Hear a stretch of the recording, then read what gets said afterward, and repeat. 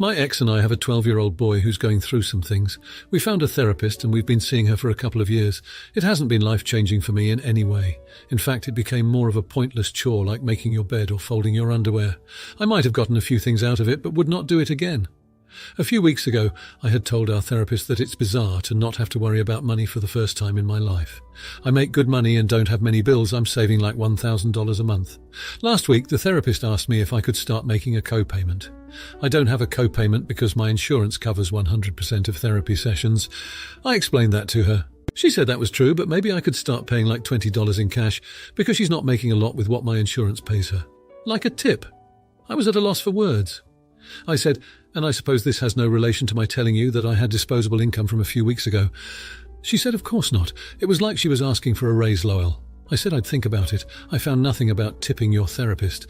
I talked to my ex and said I was firing the therapist. She told me not to throw away 2 years of work, and I said this therapist tried taking advantage of me. She offered to pay, and I said I'm not stopping you, but I'm not doing the sessions anymore, and neither is our son. The trust I had in our therapist is forever broken. I left a voicemail and a text message explaining we weren't in need of services anymore. I haven't heard back. Guess what? Our lives didn't fall apart, and the therapist replied that I totally misunderstood this whole tip thing. Now for a few comments before the update. Comment 1. Hey, therapist here. As many people have said, very unethical how the therapist approached this. I'm not very familiar with making agreements for a set small amount with insurance companies, but if they agreed to it, changing the payment plan midway through treatment is suspicious.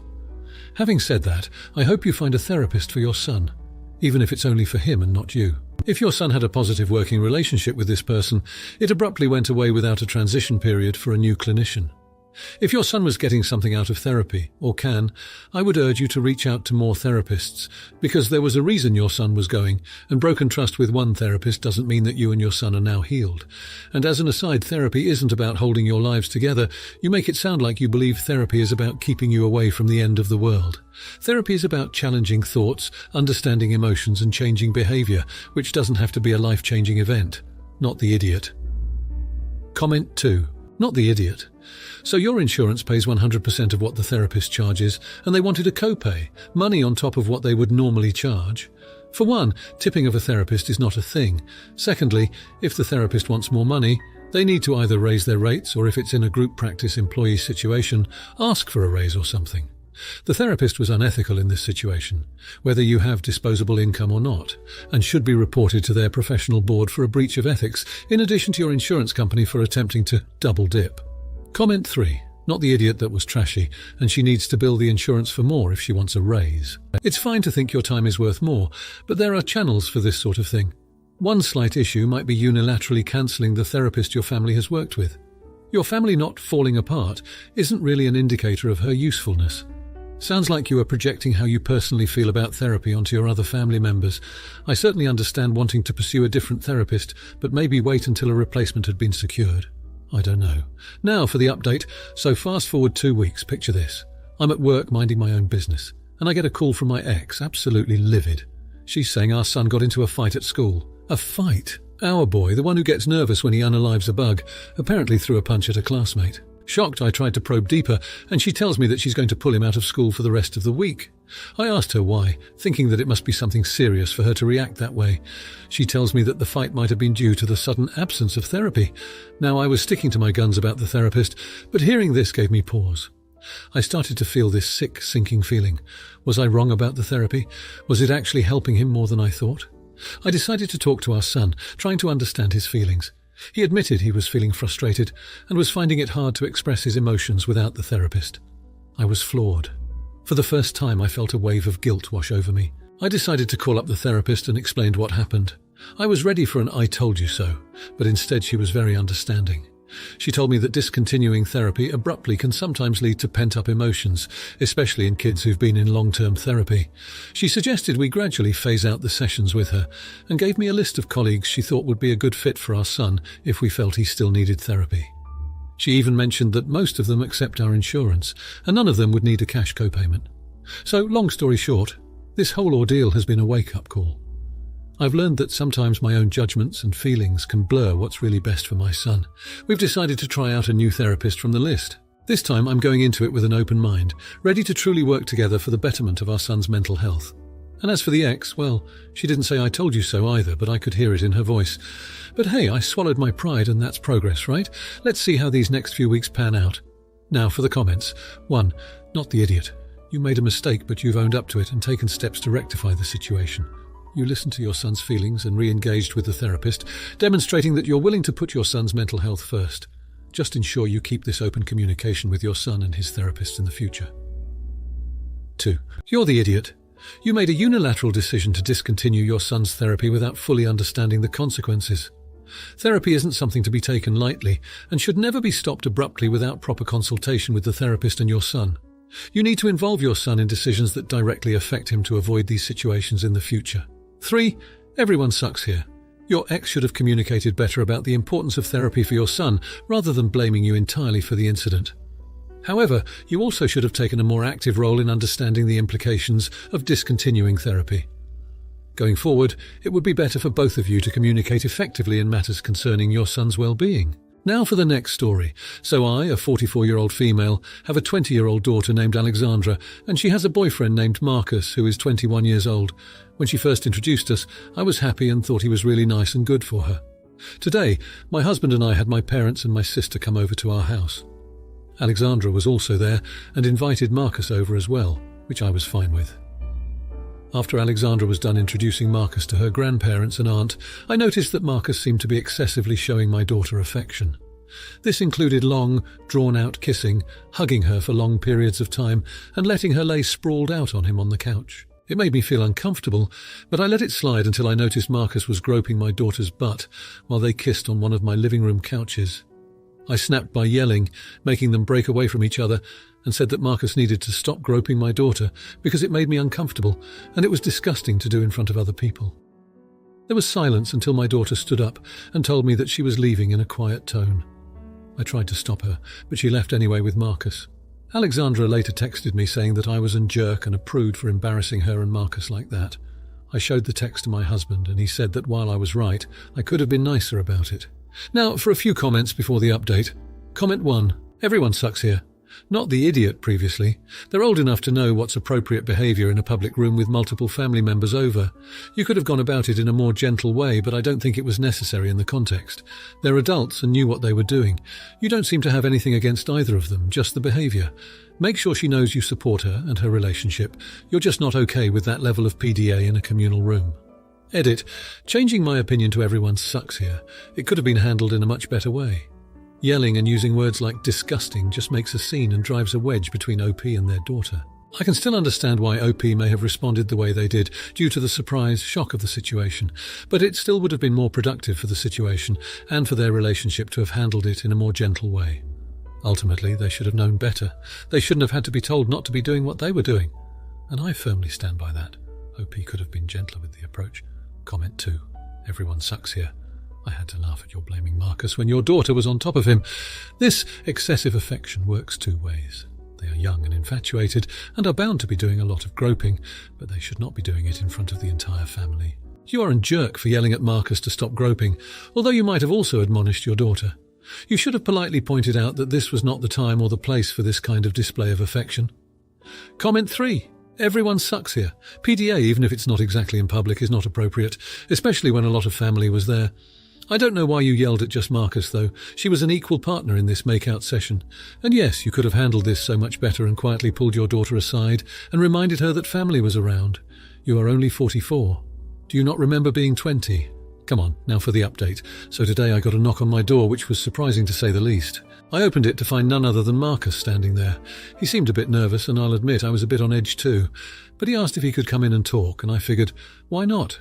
Marcus apologised to me for his behaviour at the family gathering. He admitted that he'd been overly affectionate and recognised that it had made everyone, especially me, feel uncomfortable. He also admitted that he was out of line and lacked respect. He explained how he and Alexandra had been talking, and he realised that he needed to respect not just her, but our family's boundaries as well. I appreciated his honesty and bravery to confront the issue head-on. We both agreed that it's crucial for him to show respect, and in return, I said that I will make an effort to be more understanding of their relationship. It wasn't easy, but we both apologised and decided to move forward. It felt like a weight had been lifted off my chest. I thought it was over and we would just carry on, but Marcus surprised me again by asking for my permission to talk to the rest of the family to apologise in person. I was taken aback but agreed, appreciating his maturity. And well, he did. He called up my parents, my sister, everyone. He apologised to them, and it was a huge step towards healing the wound that was created that unfortunate day. The best part, when Alexandra came home later that day, she and Marcus told us that they've decided to join a couple's counselling session to better understand each other and the boundaries within their relationship. It seems like this whole situation has made them more aware and respectful of their actions, and to see them taking steps to improve their relationship has made me more hopeful than I've been in a long time. Of course, it's not all washed away overnight. There's still a lot of work to do, but it's a start. I'm proud of Marcus for owning up to his part and making amends. I'm proud of Alexandra for being strong and mature in handling this situation. And I'm proud of myself and my husband for not shutting the door on Marcus, but instead giving him a chance to correct his mistakes. So here's to new beginnings and healing. I'm grateful for this chance to rebuild trust and respect.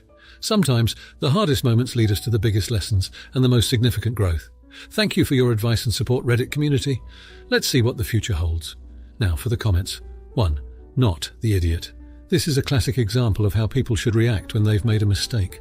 Marcus didn't just apologise, he took steps to make sure he wouldn't repeat his actions. Kudos to him and Alexandra for seeking counselling.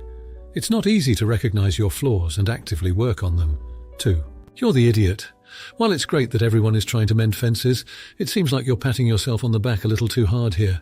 It's Marcus and Alexandra who are doing the heavy lifting. Yes, it's good to be supportive, but don't take too much credit for their hard work. 3. No idiots here.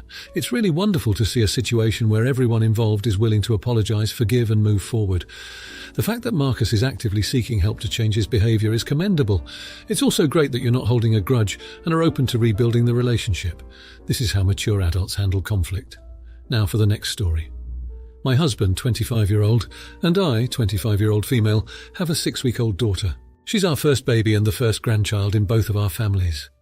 We were advised by our paediatrician to not allow anyone besides ourselves to kiss our baby for the first 12 weeks minimum.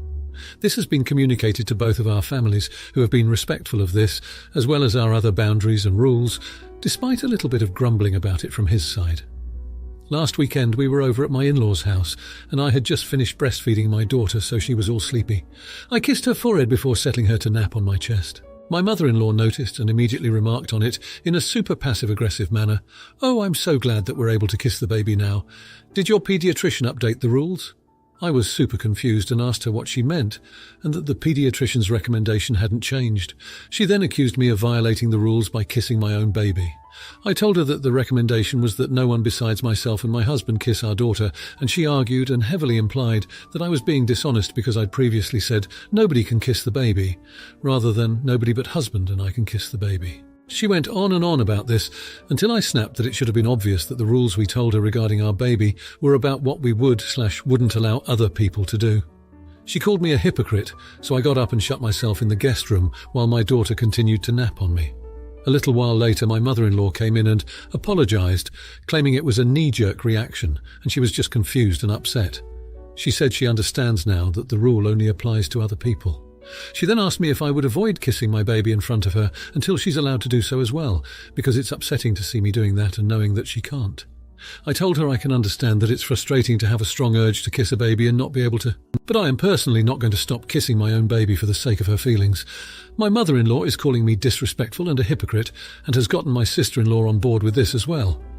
Am I the idiot? Now for a few comments before the update. Comment 1. This is absurd. You need to just limit contact with these nut jobs until your baby has had her immunisations. Your husband needs to step up here and deal with his relatives. Incidentally, when you kiss your baby, you pick up bacteria and viruses on her skin. Your body, with its mature immune system, creates antibodies which are delivered to her at her next feeding. Not the idiot. Comment 2. Not the idiot. If you like, I'd be happy to politely tell your mother-in-law to go to hell. In all honesty, your spouse needs to deal with this. The rule should always be, your parent, your problem, excepting those handful of situations where the in-laws like the spouse more than their own kid. Comment 3. Not the idiot. The reason the paediatrician asked this is that adults can very easily pass herpes from cold sores to babies and their immune systems aren't strong enough. An acquaintance of mine's baby died because a relative kissed her baby with a not yet visible sore. Now for the update. It's been a month and our situation has worsened, leaving deep cracks in our family. The argument with my mother-in-law picked up momentum and seeped into our daily lives. She's been openly critical of my parenting, questioning each of my decisions. I've tried to keep the peace for my husband's sake, but it's been tough. My sister-in-law, who had earlier sided with my mother-in-law, gave birth to a premature baby, and unfortunately the baby caught an infection. It was a scary time for everyone. We all rallied around her, but it further escalated the tension between my mother-in-law and me. She blamed me for jinxing their family with my careless actions.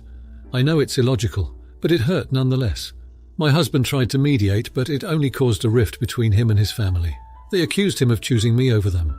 The strain of this has been affecting our relationship too.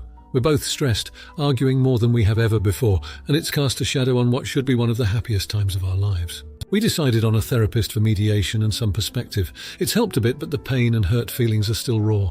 We're trying to find a way to coexist for the sake of our child and our mental well-being. But each day brings forth new challenges and heartaches. I've been feeling lonely, isolated, and second-guessing my every move.